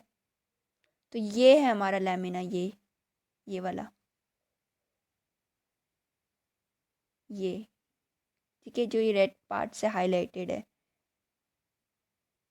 ये वाला, ये कांटेदार आपको दिख रहा है ना, ये जिसको भी मैं फिर से हाईलाइट कर रही हूँ, ये है हमारा लेमिना। ओके, ये है हमारा मिडरिप, ये हमारे वेन्स और वेनलेट्स, ठीक है। Our next question is, the family planning program in India were initiated in, options are as follow. The correct answer is option A, 1951. Our next question is, which kind of life cycle pattern is exhibited by seed bearing plants? Options are A, haplontic, B, diplontic, C, haplodiplotic, or D, all of the above. So the correct answer is option B, diplontic. Our next question is, identify the vertebrate group of animal characterized by crop and gizzard in its digestive system. Options are as follow. The correct answer is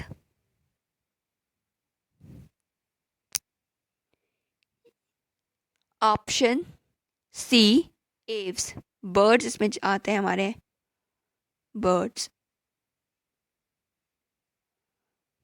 Our next question is, which meristem help in increasing girth, that is thickness? Options are as follow. The correct answer is option A, lateral meristem. Guys, ये question MNS 2020 में आ रखा है, सो आपको समझ आ ही गया होगा कि question कैसे आते हैं। Okay. Our next question is, in which year MTP was legalized in India? MTP. MTP stands for medical termination of pregnancy. Options are as follow. So the correct answer is MTP कब legalized हुआ था India में, ये पूछा गया है। Correct answer है हमारा option A, 1971. Our next question is, the sphincter of ODI is present between, options are as follow. The correct answer is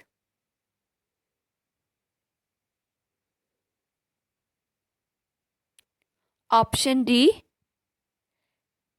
hepatopancreatic duct and duodenum. The bile duct and pancreatic duct, जो bile duct होती है and pancreatic duct, वो एक साथ open होते हैं किसमें, duodenum में, और उनको तब क्या बोलते हैं हम, हेपेटो पैनक्रेटिक डक्ट। इसमें हमारे क्या क्या होते हैं, bile duct plus bile duct and pancreatic duct.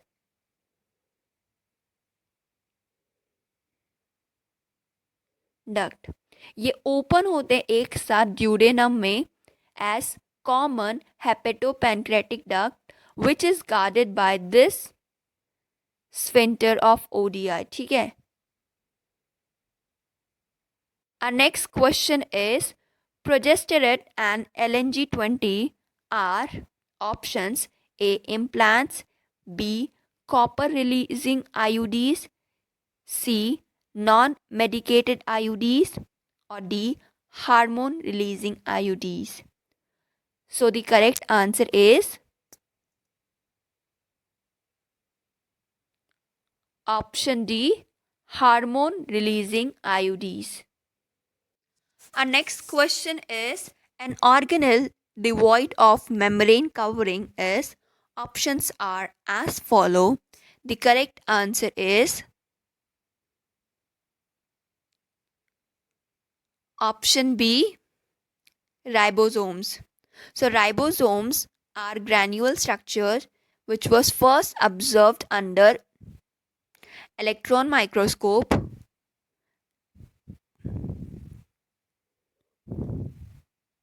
electron microscope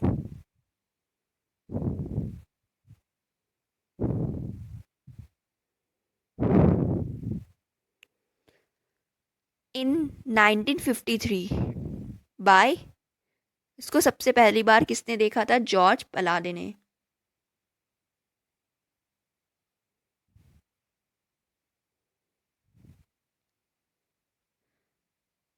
ठीक है. एंड राइबोसोम्स क्या है? ये किसी भी मेम्ब्रेन से कवर्ड नहीं रहते हैं. एक और बात बतानी थी मेरे को आपको.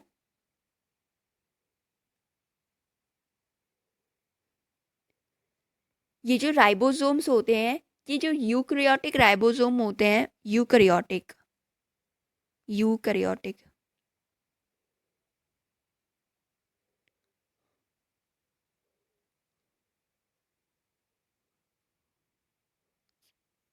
उसमें एटीएस होता है एंड प्रोकैरियोटिक में कैरियोटिक 70s. तो यूकैरियोटिक में कैसा राइबोसोम पाया जाता है? एटीएस वाला. एंड प्रोकैरियोटिक में 70s वाला. और एस का फुल फॉर्म क्या है? Svedberg unit. ठीक है.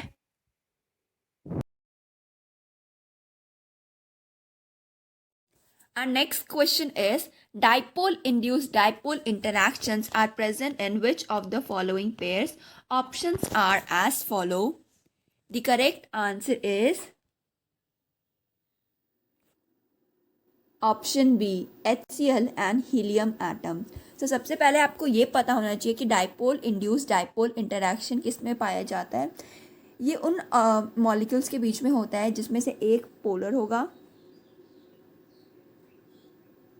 एंड दूसरा non polar.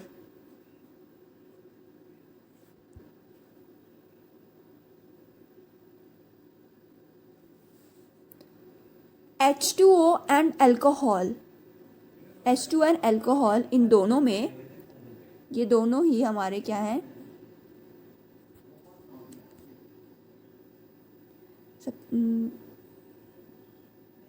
H2 and alcohol, ये दोनों क्या है? हमारे पोलर हैं. ठीक है. इसीलिए इसमें हमें डाइपोल इंड्यूस डाइपोल इंटरेक्शन देखने को नहीं मिलेगा. SiF4 एंड हीलियम एटम, दोनों में ये क्या है? हमारे नॉन पोलर हैं.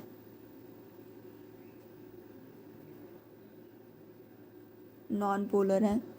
एंड CCl4 एंड Cl2 हमारे क्या हैं? दोनों नॉन पोलर हैं.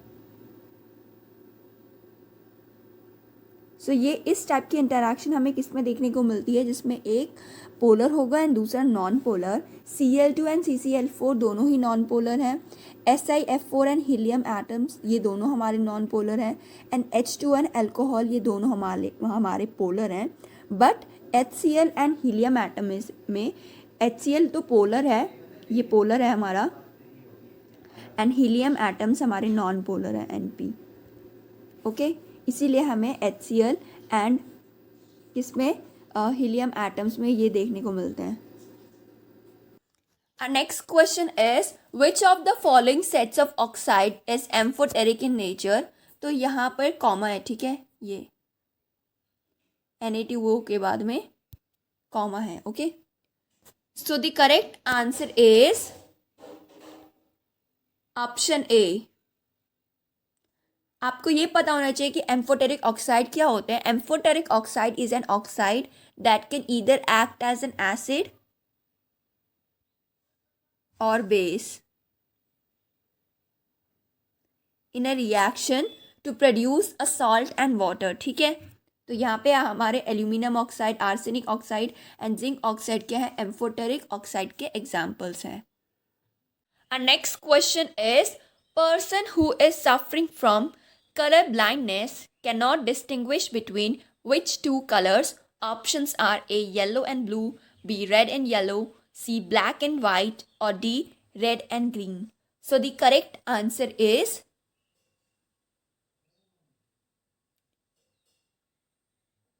option D. Red and green. Our next question is the surface tension of water on adding detergent to it. Options are as follow: A. Increases, B. Decreases, C. No change, or D. Becomes zero. The correct answer is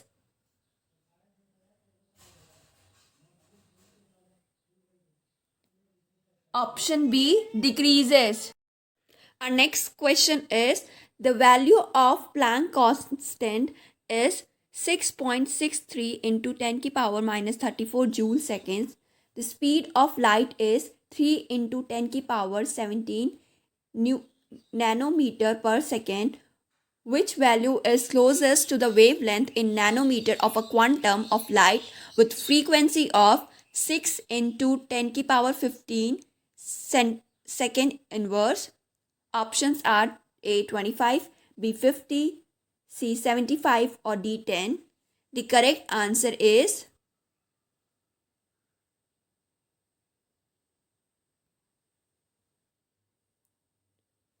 option B 50.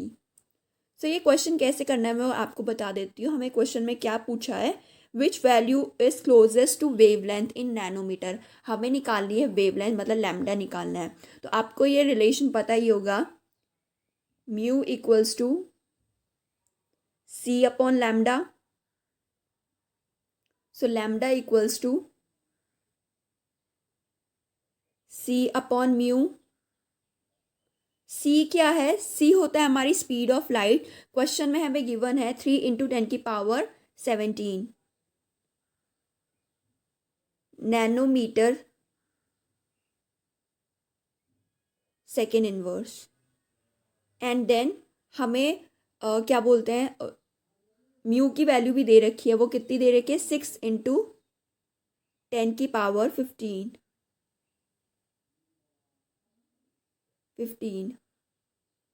ठीक है, और वो है second inverse. अब ये देखो, second inverse से second inverse cancel हो जाएगा. एक मिनट मैं यहाँ पे सॉल्व करती हूँ इसको. ठीक है, रुको, ऊपर कर दूँ सॉल्व. रुको, यहाँ लिख देती हूँ.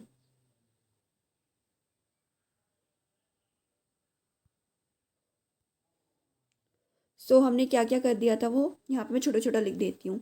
तो हमारी वैल्यू थी 3 into 10 की पावर 17.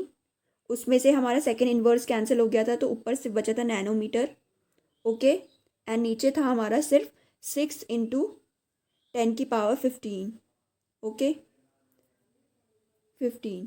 तो ये देखो 3 2 ज़ा 6, और यहाँ पे बच जाएगा हमारा हाफ इंटू 10 की पावर 17 एज इट इज़. ये ऊपर आएगा तो ये माइनस हो जाएगा.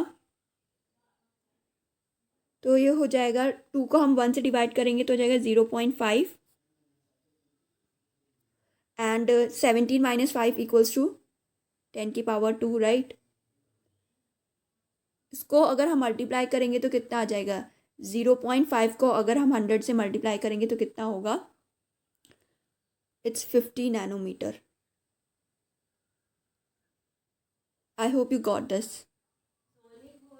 Our next question is, as a train approaches us, the frequency or shrillness of its whistle increases. This phenomena can be explained by. Options are as follow. The correct answer is option C, Doppler's effect. Our next question is, what is the power of accommodation of eye for a person having normal vision? Options are as follow. The correct answer is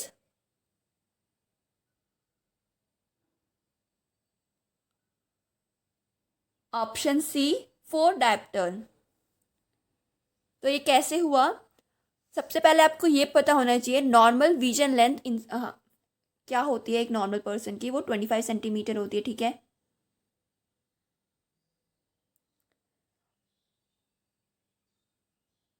तो अगर हम इस centimetre को मतलब एक normal person की अगर normal आई site है तो उसकी फोकल लेंथ कितनी होती है 25 सेंटीमीटर। अगर हम इसको मीटर में कन्वर्ट करें तो इसे हम 100 से डिवाइड करेंगे तो आ जाएगा 0.25 मीटर। 25 metre okay. देन आपको पता है कि पावर क्या होता है 1/f। अगर हम इधर वैल्यूज पुट कर दे 1/0.25 0.25 तो ये 0.25 को अगर हम इसका डेसिमल रिमूव करेंगे तो ऊपर 100 आ जाएगा। 25 4 ज़ा 100 so the answer is 4 dioptre okay. Our next question is among the following which compound will show the highest lattice energy? Options are as follow. The correct answer is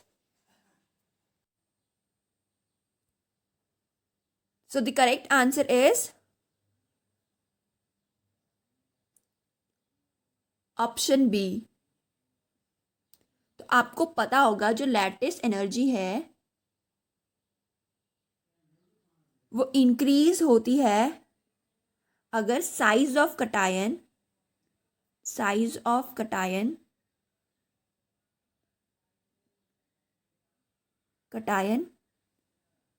decrease होता है। ठीक है, lattice energy तब बढ़ती है जब हमारा size of cation क्या करता है डिक्रीज करता है। तो आपको पता होगा, देखो यहाँ पे हमारे एनायन तो सब में सेम है तो हमें कटायन को देखना पड़ेगा। और ये कटायन देखो ये सारे फर्स्ट ग्रुप के हैं तो आपको पता होगा फर्स्ट ग्रुप में सबसे बड़ा कौन सा होता है, हेलिन आने की रब से फरियाद है ना। तो सोडियम से ग्रेटर होगा पोटेशियम, उससे ग्रेटर होगा हमारा क्या रुबीडियम एंड उससे भी ग्रेटर क्या होगा सीजियम। क्योंकि हम डाउन द ग्रुप जाते तो हमारा क्या होता है साइज क्या होता है इंक्रीज होता है। ठीक है, तो सबसे ग्रेटेस्ट साइज किसका है, सीजियम का सबसे ग्रेटेस्ट साइज है। और सबसे स्मॉलेस्ट कौन सा है, सोडियम सबसे स्मॉलेस्ट है।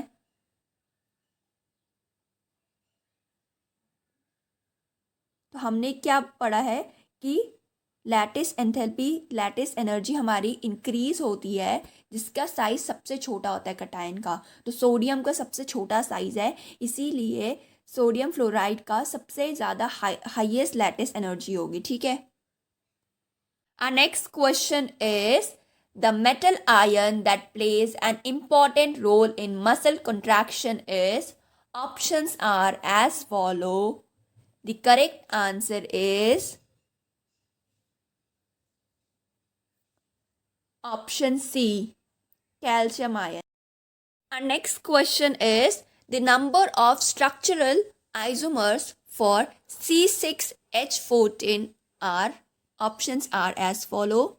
The correct answer is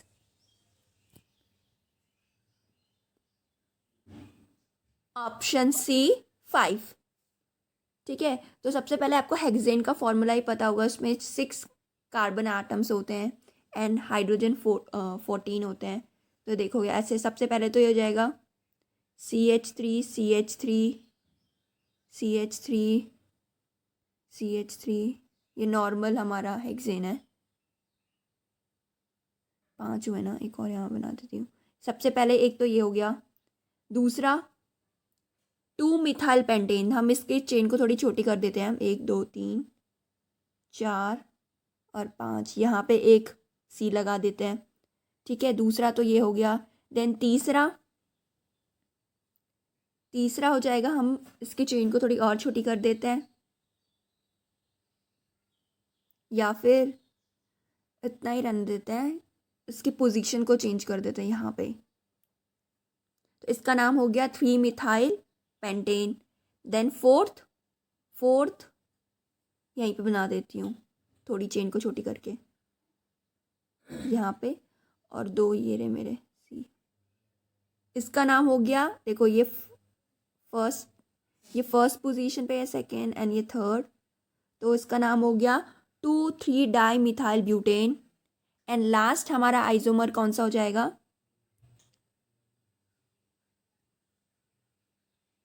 1 2 3 4 एक यहाँ पे, एक यहाँ पे, ठीक है।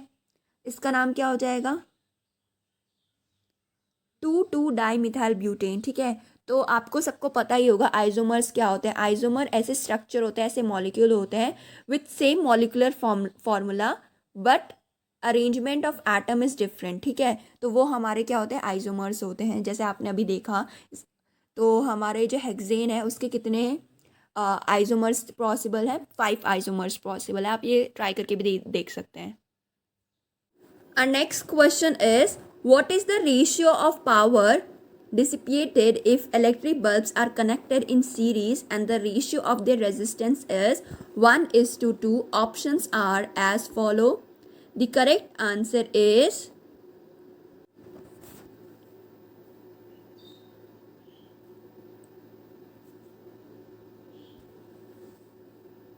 Option B 1:2। तो ये कैसे हुआ? आपको पता होगा पावर डिसिपेटेड का फॉर्मूला क्या होता है? P = VI, ठीक है।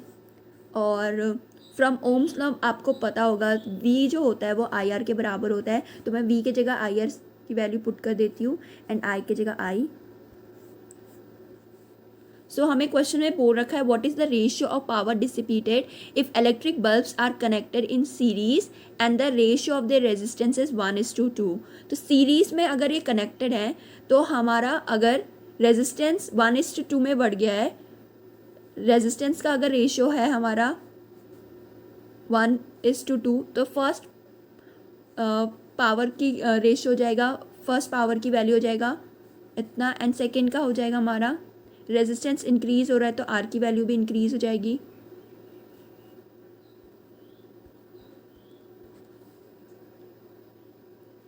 तो अगर आप इसका रेशियो निकालोगे, ये आई से आई कैंसिल हो जाएगा, आर से आर कैंसिल हो जाएगा, इस आई से ये वाला आई कैंसिल हो जाएगा, तो रेशियो क्या बचेगा? 1:2। एंड ऑल्सो आपको ये तो पता ही होगा जब हमारा कोई भी कंपोनेंट है वो सीरीज में अगर कनेक्टेड होता है तो उससे क्या होता है, जो करंट होता है वो सेम फ्लो होता है, ठीक है। तो आई तो सेम रहेगा। और हमारा फॉर्मूला क्या था अभी जो मैंने बताया था? P = VI। आई हमारा कांस्टेंट रहेगा और V की जगह मैं लिख सकती हूँ IR, तो ये हो जाएगा I²R। अब हमारा देखो जो पावर है वो किसके ऊपर डिपेंड कर रहा है? करंट के ऊपर एंड रेजिस्टेंस के ऊपर। बट हमें पता है करंट जो है वो सेम रहेगा, तो रेजिस्टेंस पे अब हमारा पावर डिपेंड कर रहा है, तो power is directly proportional to resistance. Resistance के रेशियो क्या दे रखिए? 1:2, तो पावर की रेशियो भी क्या हो जाएगी? 1:2, ठीक है। Our next question is, which color will scatter the most while passing through a prism? Options are as follow. The correct answer is option 1, violet. Our next question is, energy travels from sun to earth through. Options are A, radiation, B, conduction, C, convection, or D, all of the above. The correct answer is option 1, radiation. Our next question is, what is the structure of IF7? Options are as follow.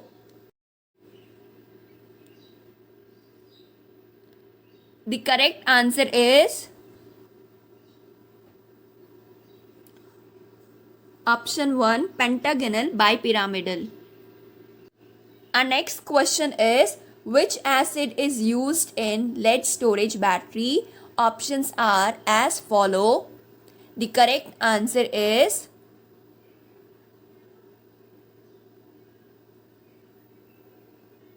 option 2, sulfuric acid. Our next question is, what is the composition of gunmetal? Options are as follow. The correct answer is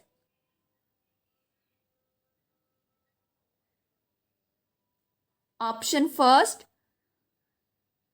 copper, tin and zinc. Gunmetal is also known as red brass.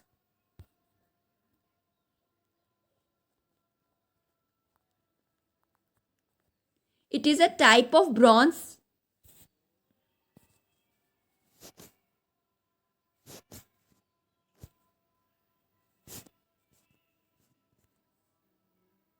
ठीक है, it is a type of bronze.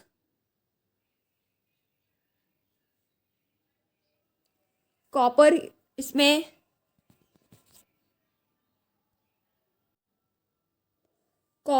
होता है 88%, tin होता है 10% and zinc होता है 2%. It is used for making gun. Gun metal cast and machines are resistant to corrosion from steam and salt water and is used to make steam and hydraulic castings. ठीक है, तो ये जो gun metal है ये steam and hydraulic casting बनाने के भी काम आता है, और इसमें कॉपर, टिन और जिंक की कंपोजिशन क्या होती है ये मैंने आपको बता दिया है. Our next question is, commonly used antiseptic Dettol is a mixture of, options are as follow. The correct answer is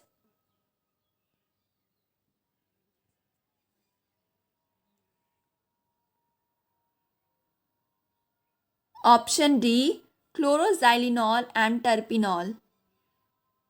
Our next question is, a bulb and a capacitor are in series with a source on increasing frequency. How will glow of bulb change? Options are as follow. The correct answer is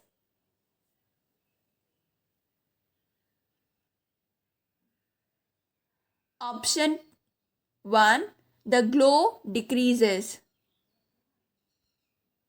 Our next question is, the momentum of a particle having a de Broglie wavelength of 10 to the power 17 meter is, options are as follow. तो आपको इस question में बताना है कि इस given wavelength का momentum क्या होगा. ठीक है, so the correct answer is option 2, 6.625 into 10 की power -17 kilogram metre second inverse. So ये क्वेश्चन कैसे किया मैं आपको बता देती हूँ. आपको पता होगा मोमेंटम का वेवलेंथ का रिलेशन मोमेंटम के साथ होता है lambda equals to h/p, where h stands for Planck constant and p for momentum, और लैम्डा मतलब तो वेवलेंथ होता है. ठीक है, तो इधर हम वैल्यू, तो हमें निकालना क्या है, मोमेंटम निकालना है. तो मोमेंटम निकालना है, उसका फॉर्मूला क्या हो जाएगा, यहाँ लिख देती हूँ मैं, p equals to h/λ. h की वैल्यू है हमारी, प्लैंक कांस्टेंट की कांस्टेंट ही रहती है 6.625 इंटू 10 की पावर -34, एंड लैम्डा की वैल्यू होती है हमारी, लैम्डा की वैल्यू दे रखी है 10 की पावर -17 मीटर. ये -17 था, हाँ, वेवलेंथ -17 क्वेश्चन में. तो अगर आप इसको पूरा सॉल्व करोगे तो आंसर आ जाएगा, देखो 6.625 तो आएगा ही आएगा आंसर में, है ना. उसके बाद देखो 10 की पावर -34 है, ये तो रहेगा. और अगर आप -17 को ऊपर लेके आ जाओगे तो कितना हो जाएगा, +17. सो -34 + 17 कितना हो जाएगा आपका 17. अगर आप 34 में से 17 माइनस करोगे तो आंसर आएगा 17. और 34,